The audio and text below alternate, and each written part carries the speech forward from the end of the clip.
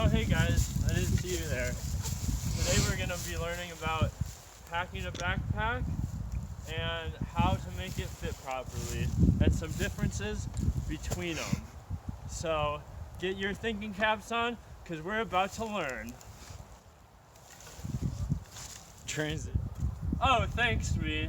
So we're going to talk a little bit more about pack selection and what are some things that you want to think about before you purchase a pack. So my recommendations are you get all your gear before you pick a pack. The pack should be the last thing. Get your tent, get your sleeping bag, get all that gear before you buy the pack because you want to buy a pack specifically for all the gear that you're going to have. So we got plenty of packs here, starting from like a bigger one going down to a more lightweight, minimalistic one. The first one we got here is a really big 70 liter plus pack. It's kind of got all your bells and whistles, but it's keeping a minimalist design. It's got one big pocket, and that's where you stuff everything in, and then you can just roll it down and close it shut. So this is going to be for your big adventures. It's got big water bottle pockets, easily accessible back pocket for all your smaller items. Got hip belt pockets, but there is no solid frame in this one. So like it's just got a foam pad here as its frame. So you're gonna want to consider that when you're buying one like this. So this would be considered like a frameless pack versus a frame pack, which we'll see later on. So it's got the stirrup strap, the hip belt pockets, and it's a big old pack that you can stuff a whole bunch of stuff in it. Pretty lightweight. This one weighs about 2 pounds, less than 2 pounds, like 1.7 pounds. So it's not adding a lot of extra weight, but it's got a lot of volume. This one right here, this is going down, so this would be a 60 liter pack. It's got a similar system to the one before. So it's got a roll top closure. This is not waterproof, but so you just got one big pocket there. You can roll it down. This one's nice because you don't have to have 60 liters worth of gear with you at all times. So if you're going through a trip and you have less food, you're like eating food along the way, or you're going up into alpine terrain and you need more gear, you can add it and it just rolls down. This one's got a removable hip belt, so you can take that off. It does not have hip belt pockets, so that's one downside to this one. It does have little pockets here, so I got mini Uno in there right now. So, and then big water bottle pockets, and this one's got a mesh back pocket. It's kind of smaller, but you can put stuff in there to dry out throughout the day. There's lots of clips here, so if your like rain fly is wet, you can hang it on the outside and let it dry. There's ice axe loops here, and it's a pretty basic pack. There's not a lot of bells and whistles to it, but it carries what you need, and you know, it's a good. This one's also about like 2 pounds, I would say, just for the pack. This one is kind of semi-framed. It's got a plastic backing in the back, but it's still flexible. But that's just a little bit more frame than this previous one, just at a lower liter capacity. This is kind of more your general, like, this is Osprey. These were, this one back here was Granite Gear, which is a Minnesota company. And then this one was Go-Lite, which is like an lightweight company in Colorado that went out of business a few years ago. So this one's going to be your typical frame pack, so it's got metal stays right there. This one has a mesh like backing to keep your back off of the hard plastic. So it's got your hip belt pockets, your water bottle pockets, an easy access water bottle pocket. And this one does not bend. Like you can see, like that's pretty stable. And this is about a 58 liter, so kind of just a little bit shorter than, a little bit less capacity than the other one. But this has got everything. It's got a brain on top for you to put all this stuff in. It's got plenty of pockets. It's got the mesh pocket in the back for drying out. It's got trekking pole things. So this is gonna be one that's like made for everybody. Like you get it from the store and it's just ready to go. It has all the bells and whistles, and it's pretty sturdy. Most of the weight is gonna be taken off by this this hip belt, so that's good. And that's kind of your classic backpacking pack. This one is kind of like an older one. It's got metal stays. It doesn't have that arc system. It's got the hip belts. This one's a little, it's probably a 50 liter, I'd say. Kind of your older one. This one probably weighs around 4 pounds just for the bag itself. I'm not going to really go into that one. That one was just from like Fleet Farm. You can get them anywhere. Then these last two over here are like lightweight ones. Like the previous ones, it's just one big pocket. This one has shoulder strap pockets, and you can fit water bottles in there.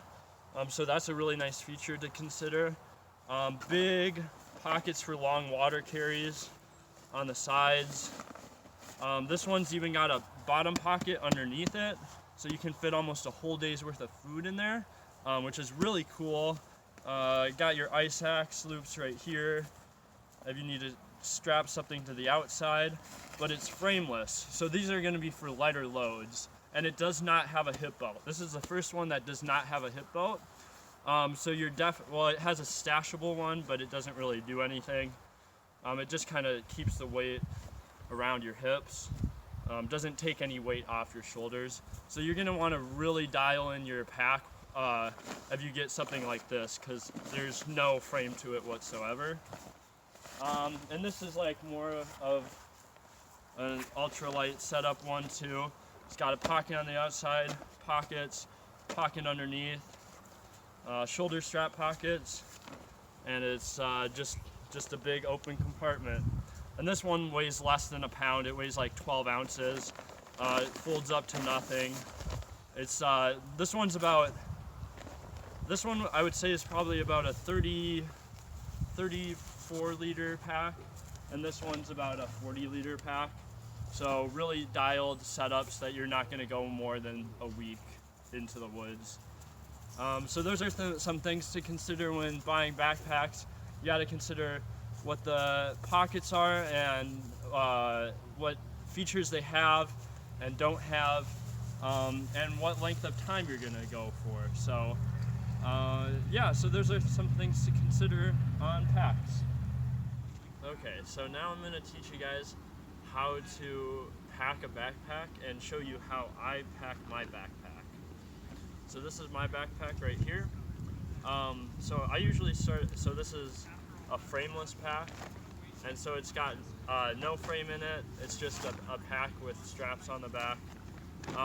So I'm going to start off by adding my foam pad here, and that's going to create a back panel and kind of a frame for my backpack. That's going in there, and then I'm going to add this garbage bag right here inside my backpack to waterproof all the clothing and my sleeping bag. So this is a mostly waterproof, like it's waterproof material, but water can still get into it. So I like this extra barrier of protection. So then the first thing I'm going to add is my sleeping bag. So here's my sleeping bag, and I just keep it outside of the stuff sack. And so I just start by taking the end of it and stuffing it in the bottom like this. Because stuff sacks create these weird shapes for us to pack in our backpack, and then there's dead space in it, and it can be lumpy and lopsided.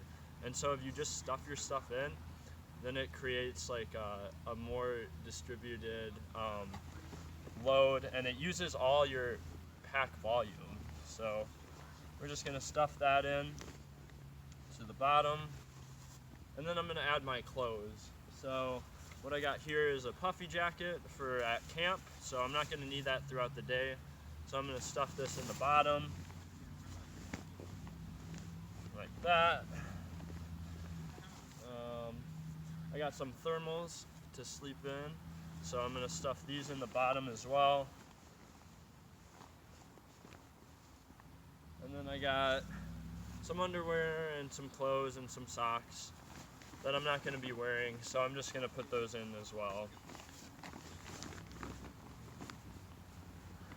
So that's all I'm gonna put in the trash bag. And so I'm gonna seal this off by creating a gooseneck and get all the air out of it.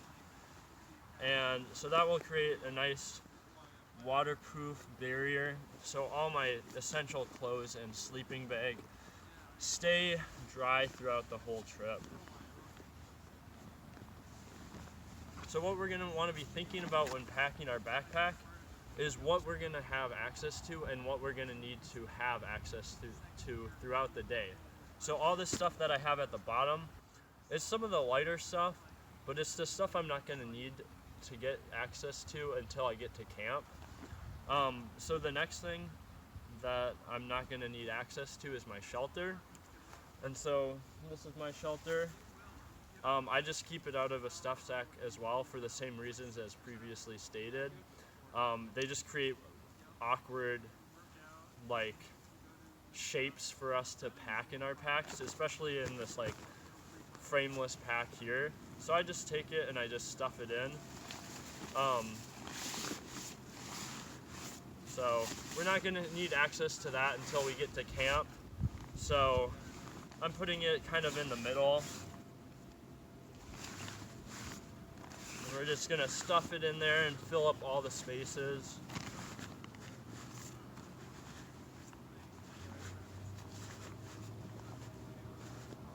Okay. And then if it was wet or something, I could hang it on the outside or take it out during the day and dry it out in the sun if I stop for a break or something. So yeah, we've only filled up about half of our backpack so far. And the next thing is food. So usually when I'm packing up for the day, I'll plan ahead and take a day's worth of food out of my my food sack, and so I have that set aside and ready for the day, and I'll just keep it on the outside, or this one has a nice bottom pocket here, and so I can just put all my food in here and just access it while I'm walking, so I don't even have to take off my pack to get a snack or anything. So efficiency is really key when backpacking, and if you can reduce the amount of times you take off your pack, the more miles you're going to be able to cover. So after taking my day's worth of food out, I'll roll up my food sack and I'll put that in next, just kind of on top here, because who knows, maybe I'll get hungry throughout the day and want to dig into some more food. So I'm just going to stuff that down, and then this is a roll top closure top. So we're gonna buckle these up. There's 2 buttons on top, and then there's a buckle system. And then we're gonna roll it to make sure that no water can get through the top, because we want to keep it as dry as possible. So you take it like this and put it over the top like that. Now notice, everything is inside the physical pack. You don't want things like hanging off the side. We've all seen those people. They got the big packs with everything hanging off of it, their tents hanging off the back of it, their sleeping pads hanging off the back of it, and you don't want to be that guy. So, especially the sleeping pad, you can, like if it's on the outside of your pack, then it can get caught up on branches, and then little bits of foam will fall off as you're walking along, and then you're just creating litter when you don't have to. So just keep it inside your pack. So that's why selecting the right size pack is important. That's why I said in the previous clips is like get all your gear together first and then pick your backpack. Don't try and like hang everything off the outside of it. So this is about 90% of our gear right here. We're just gonna finish off with putting some of our more accessible items in our pack. So I like this nice mesh pocket right here. So I'm gonna start off by putting like my stakes, because I don't want them to puncture anything in my pack. So I'm gonna put them down here at the bottom. I'm gonna take my ditty bag. This has like toiletries, toothbrush, toothpaste, sunscreen, a compass, and my first aid kit and repair kit. So I'm going to put that in here because I'm going to want to have access to that if anything happens, if I need to make repairs or anything. Then I'm going to put my trowel and my toilet paper. Toilet paper, make sure you pack it out. Trowel, make sure you dig a proper cat hole. So I'm going to put this in, have access to that in case I have to have a morning constitutional along my hiking for the day. And then I'm going to put my fuel, because you don't want fuel leaking all over your tent and your sleeping bag. So I like to put it on the outside. We're not going to need it throughout the day, but it's better to have it on the outside than inside your pack where it could ruin multiple items. And then we got my spoon. Want access to that in case I want to munch on some peanut butter or whatnot. I like having access to that. And then the last thing for this outside thing, I'm just going to have my rain gear, because we're going to want to have access to that. We're not going to want to take our pack off and dig through the entire inside contents of our backpack. So that's going to be most of the stuff for that. Another thing to consider when you're packing your pack is use all the space possible. Like your pot is just dead space inside of there. And so you can put your stove in there. So I'm going to put my stove in there. And I'm going to put my head net to kind of keep it from clinking around and making a lot of noise while I'm hiking. And you can put other stuff in there like lighters and water treatment and stuff like that. But yeah, I'm just going to put that in there. Don't need a stuff sack because, I mean, it's just wasted weight. And then I'm just going to put it on the outside because that's a good place for it. And then the last thing is water. Now it's going to vary on how many water bottles you bring. I just picked 2 because up here in northern Minnesota there's plenty of water. And that's everything for my backpack.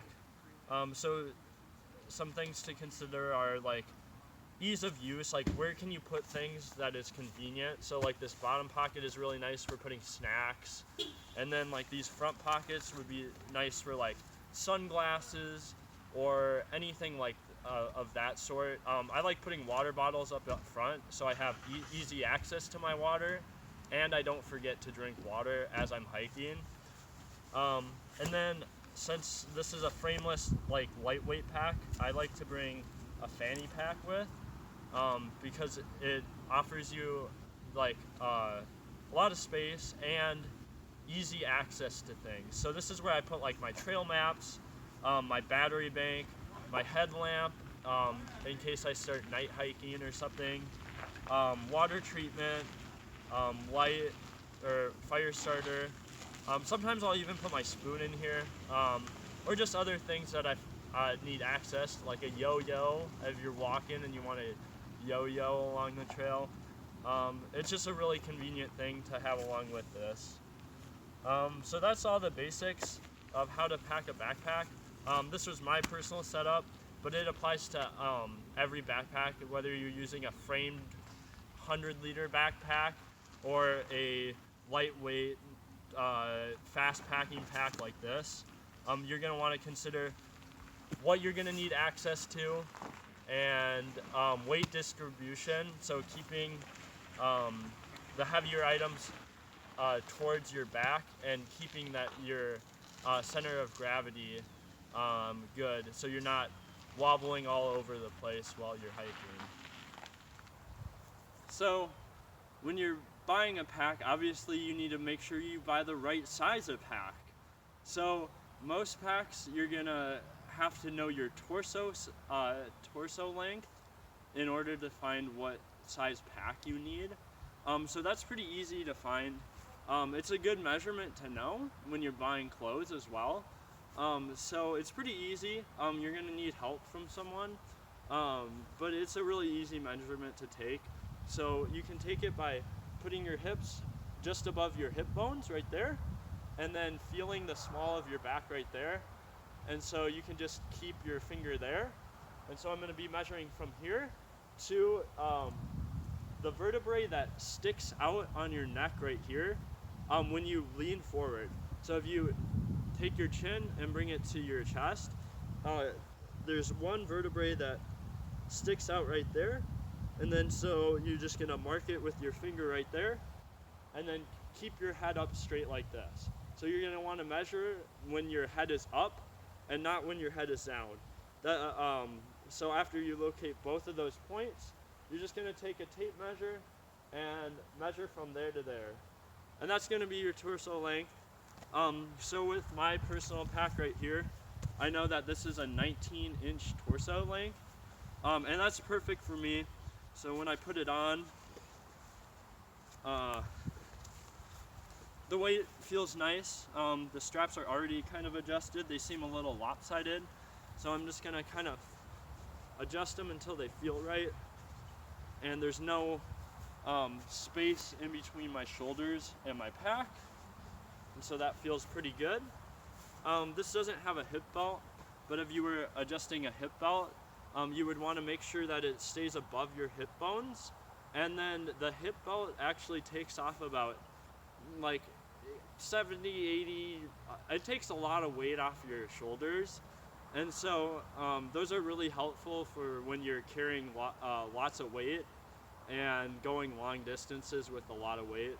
And those are just adjusted with 2 straps. And you want it fairly tight so it keeps the weight off your shoulders. And then the sternum strap is a really nice strap too. It kind of just keeps your straps pulled in and kind of helps it stay on your shoulder straps on your shoulders a little bit better. So that's a pack fitting and pack sizing for you.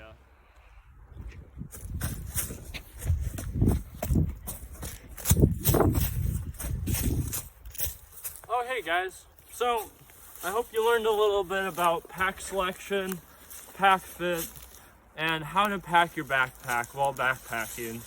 Now that you're equipped with these skills, you are able to go have a good time in the backcountry.